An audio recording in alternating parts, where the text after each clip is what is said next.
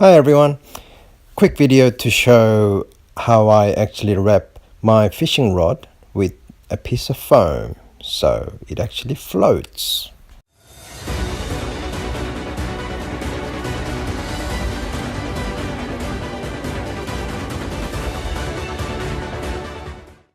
You have asked through my pictures that I post on Instagram and video, YouTubes. You've seen many people actually use the pool noodle like this, just installed on the fishing rod, so that when your kayak capsizes or tips over, I should say, or you simply drop the fishing rod. Sometimes I have done that and it cost me a few $100. But this pool noodle is not the best solution because it's quite cumbersome. It does float, but it does get in the way of fishing. So I've kind of left that intact on my GoPro pole, as you see here. Should it fall, it floats, and this is perfect for that application. But I found on the fishing rod, it's not the most ideal because it does get in the way of when you're fishing. So what I have managed to do is come up with a solution as you see here. So this is a very good example whereby I have a bait caster which is a very low profile. The line's actually very close to the rod. So if I was to have the pool noodle get in the way of the line freely releasing. So what I've done is a very slimline profile of this foam. As you can see, I've got that on maybe half of the fishing rod, each segmented, as you can see there, so it doesn't get in the way. So I kind of wrap that around, and all you really need is hot glue gun and some foam for the application. And the foam that I actually used is this. So as you can see, it's got a lot of cutouts, and I've chopped and trimmed according to the fishing rod. So I've got that on all my fishing rods so that they all float. So this is a very good application for it. It's one of those camping mats that you put in your tent, or you go on a picnic and whatnot. So it unfolds and folds. It's quite sturdy.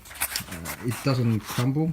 So even if you stick, these fibers wouldn't come off. This is a very solid foam, and the buoyancy on this is quite good. So on this particular fishing rod, I tested it in the pool and out on the water as well. It floats beautifully. And even on that big overhead reel, which is quite heavy, all I really needed was, so as you can see here with my hand, so it's maybe around 25-30 centimeters, and just another one right there. That's all it takes. Let's say that's what you're working with. So in a very slim fishing rod, if I was to wrap around there, which is the ideal length, all I do is apply hot glue using the hot glue gun right along the middle, and then I go under here. Then I'll first of all stick it right there, so it's easy for you to work with. Then after that, you apply a bit at a time. If you do it all at once, it's going to get quite messy. It's not going to hold. So I start from the edge, put some hot glue right here, and you simply fold that in place. Use a clamp or something like that to hold that in place. Once that have stuck, then you move on to the next bit, then you move on to the next bit, and so on. Then after that, what you do once it's all nice and snug, you trim this bit off, any excess,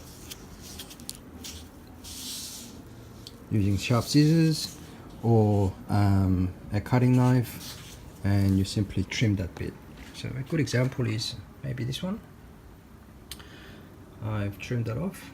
Very slim profile. Any excess hot glue, you can cut them off as well, and that will save you potentially few $100. When you do drop into the water, it will float,